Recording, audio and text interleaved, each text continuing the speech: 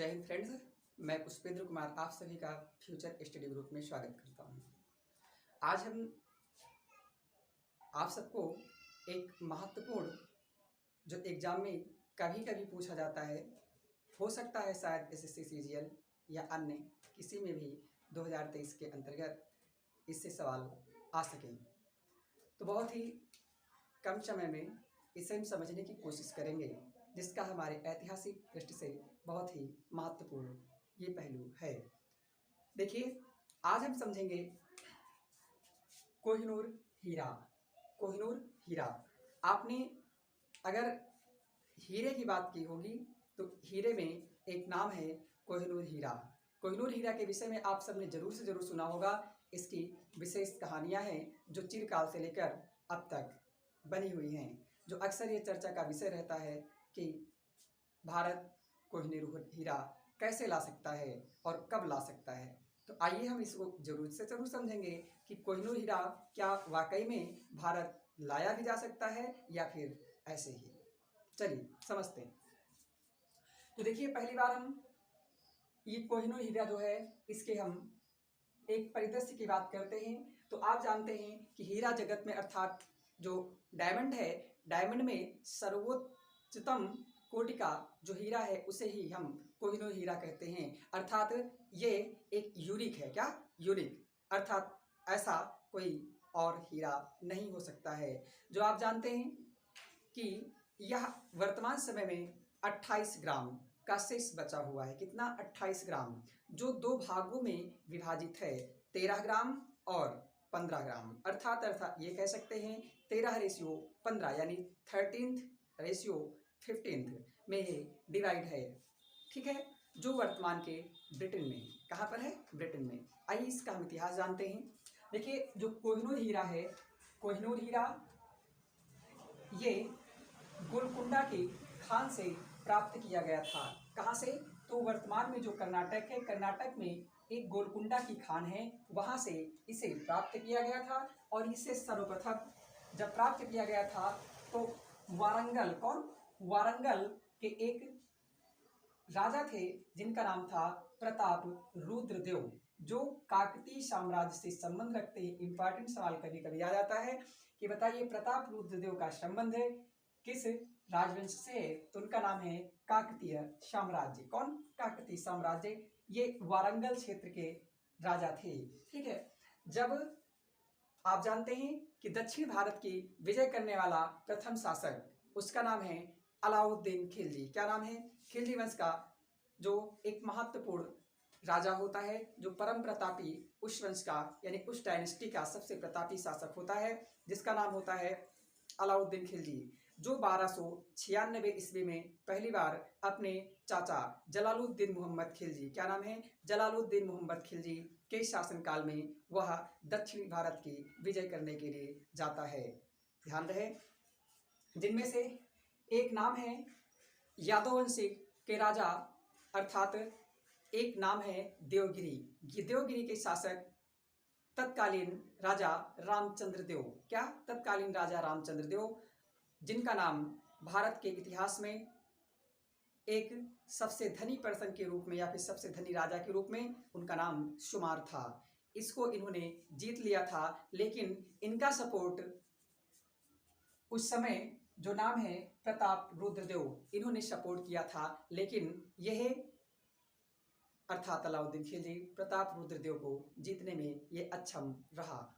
ठीक है, तो उसी की बात करेंगे। ये जो प्रताप रुद्रदेव हैं, इन्हीं को बाद में जब अलाउद्दीन खिलजी अपने चाचा जलालुद्दीन फिरोज खिलजी को निपटा करके, अर्थात उनकी हत्या करके, इनकी हत्या कहाँ की गई थी आप लोग कमेंट में जरूर बताएंगे।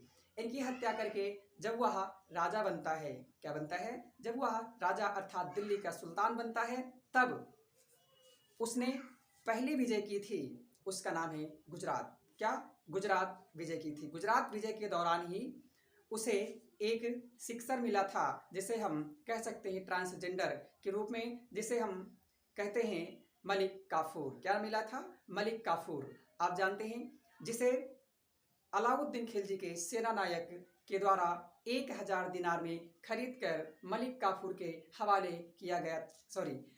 मलिक काफूर को खरीदकर अलाउद्दीन खिलजी के हवाले किया गया था। इस प्रकार से मलिक काफूर को 1000 दिनारी के नाम से भी जाना जाता है। समझ जाएंगे। तो वही मलिक काफूर दक्षिण भारत में जब अलाउद्दीन खिलजी सुल्तान बनता है तो दक्षिण भारत में सवाल अक्सर आता है कि दक्षिण भारत में अलाउद्दीन खिलजी के अभियानों का नेतृत्व कौन करता था, तो उसका नाम है मलिक काफूर। क्या नाम है? मलिक काफूर। तो वही जो मलिक काफूर है ये प्रताप रुद्रदेव को जीतता है, अर्थात प्रताप रुद्रदेव को जब परास्त करता है तो वही प्रताप रुद्रदेव सांकेतिक रूप से अपनी प्रतिमा अर्थात अपनी स्वर्ण प्रतिमा बनवाते हैं और बनवाकर उसमें स्वर्ण जंजीर गले में डलवा करके एक प्रतीक के रूप में भेंट देते हैं। किसको? मलिक काफूर को। और उसी समय प्रताप रुद्रदेव के संग जो कोहिनूर हीरा था उसको भी प्रताप रुद्रदेव ने किसको? मलिक काफूर को भेंट में दे दिया। उम्मीद करते हैं इतनी बात आपको समझ में आई होगी। ठीक है। अर्थात अब कोहिनूर हीरा गोलकुंडा की खान से निकल करके प्रताप रुद्रदेव के संग पहुंचा और ये प्रताप रुद्रदेव के बाद ये मलिक काफूर के पास पहुंचा था। और ये मलिक काफूर किसका दास था? तो ध्यान रहे ये इसका नाम है अलाउद्दीन खिलजी। क्या नाम है? अलाउद्दीन खिलजी, जो इतिहास में एक सबसे ठरकी शासक के रूप में गिना जाता है, सुल्तान के रूप में गिना जाता है। समझ जाएंगे। तो इसने अपने मालिक अलाउद्दीन खिलजी को सौंप दिया। क्या? कोहिनूर हीरा। यानी कोहिनूर हीरा मलिक काफूर ने किसको दे दिया? तो अपने मालिक अलाउद्दीन खिलजी को भेंट कर दिया। इतनी बात आपको समझ में आई होगी। ठीक है।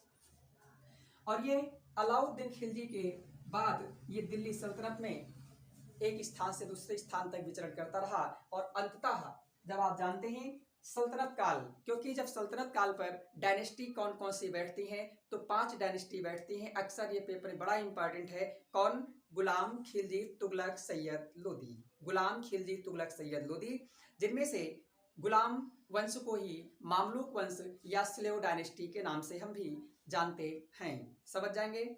तो इनमें से सबसे ज्यादा समय तक कौन शासक रहा? तो इसमें से तुगलक वंश सबसे अधिक समय तक शासन किया। कितना? 94 ईयर्स, अर्थात 94 वर्ष। ठीक है। उसके बाद गुलाम वंश ने 84 वर्षों तक शासन किया। समझ जाएंगे। कितना? 84 वर्षों तक शासन किया। और अंततः सबसे कम समय तक खिलजी डायनेस्टी ने दिल्ली सल्तनत पर शासन किया, 30 वर्ष तक। ध्यान रहे, 30 वर्ष तक।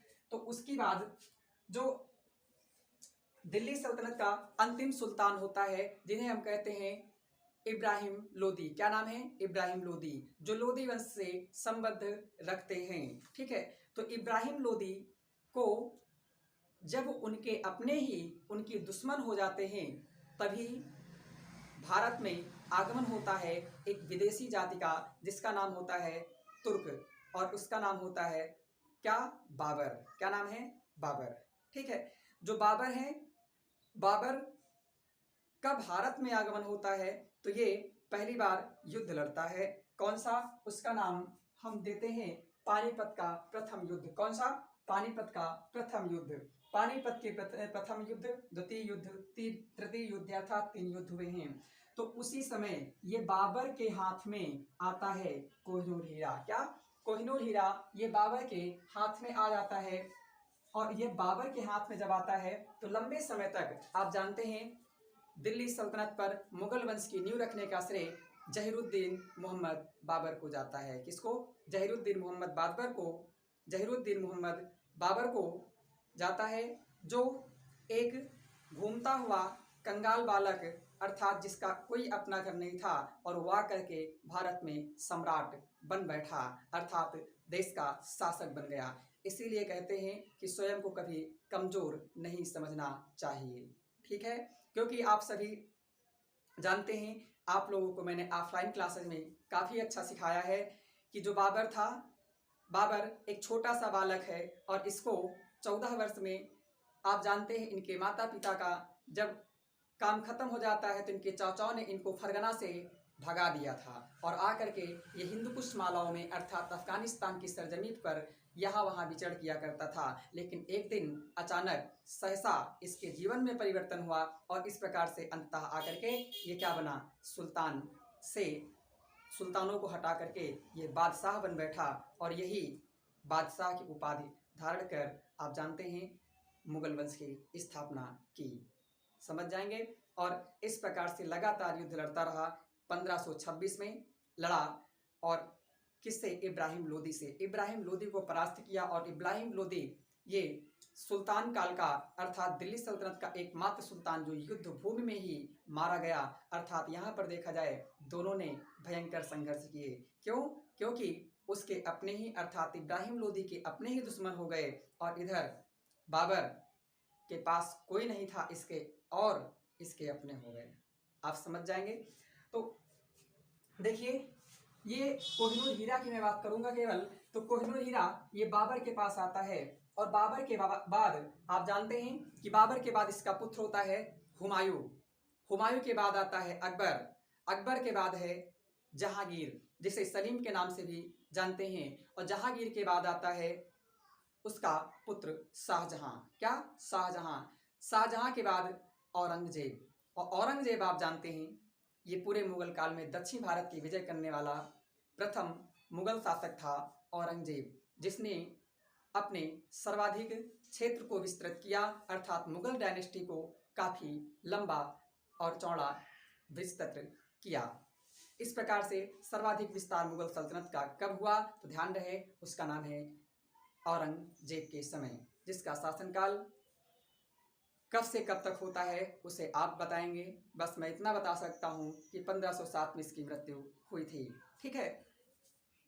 तो उसके बाद औरंगजेब के बाद सत्ता पूरी तरह से ध्वस्त होने लगती है। यहीं से जो काल कहलाता है उसे कहते हैं उत्तर मुगल काल। और आप जानते हैं कि यहाँ पर उत्तर मुगल काल का पहला शासक बहादुर शाह प्रथम बनता है। कौन बनता है? बहादुर शाह प्रथम बनता है।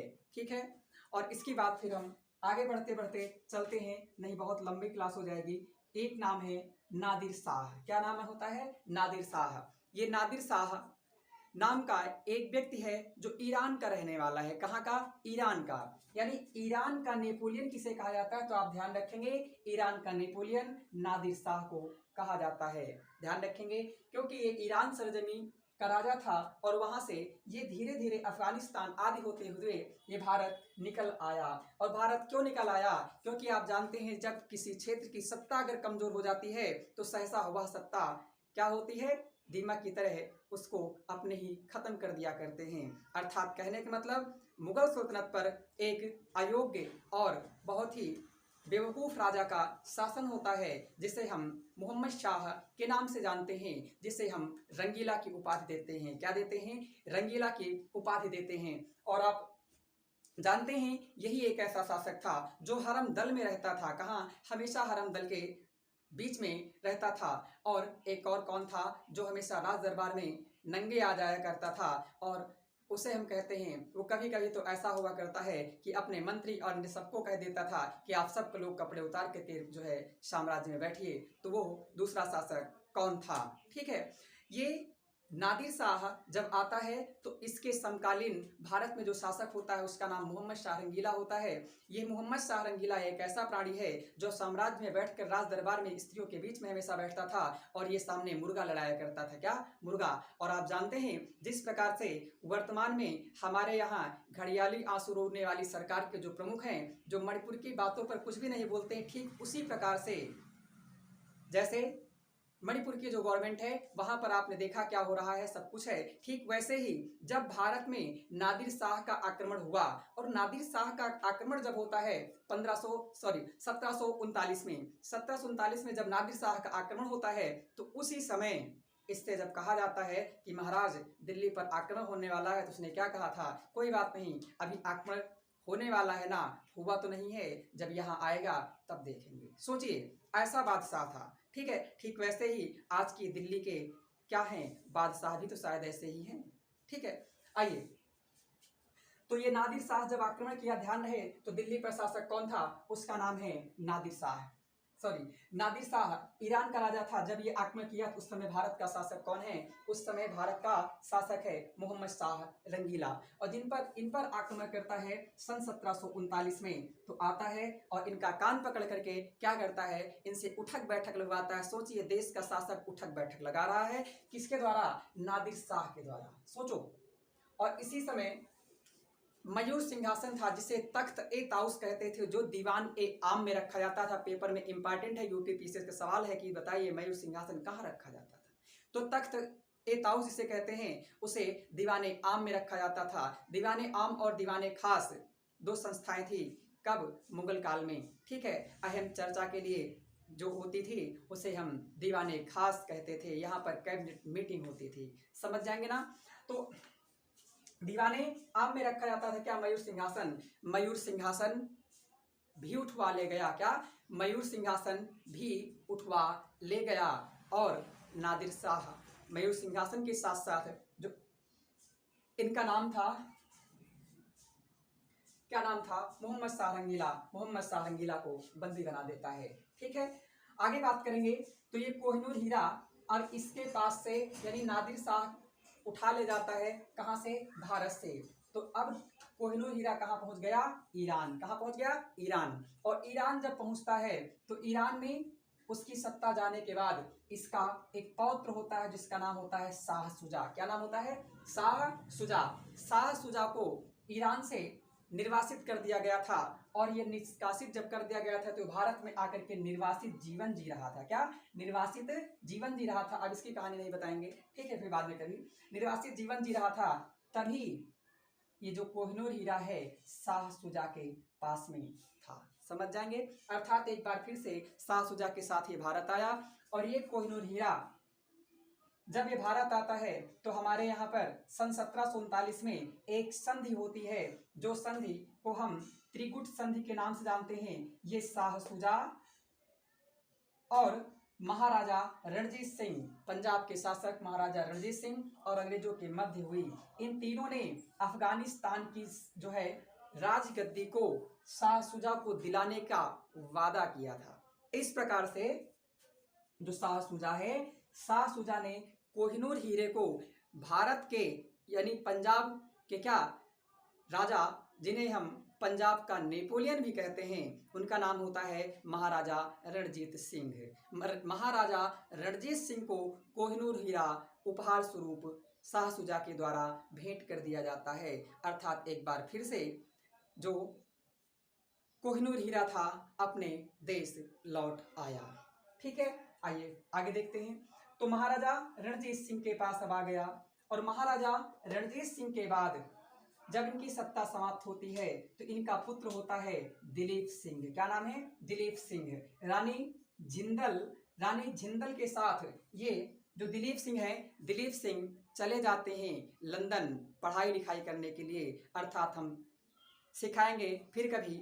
अंग्रेजों के द्वारा इन्हें पेंशन पर भेज दिया जाता है कि बेटा अभी तुम छोटे हो, तुम पढ़ाई लिखाई करो और भारत की गद्दी हम थामते हैं। इस प्रकार से जो दिलीप सिंह है, ये कोहिनूर हीरा भी इन्हीं के साथ लंदन चला जाता है। और लंदन में आप जानते हैं राजा और महाराजा के क्या है? पुत्र है। ये जा करके ब्रिटिश महारानी, उनका नाम होता है विक्टोरिया। क्या नाम है?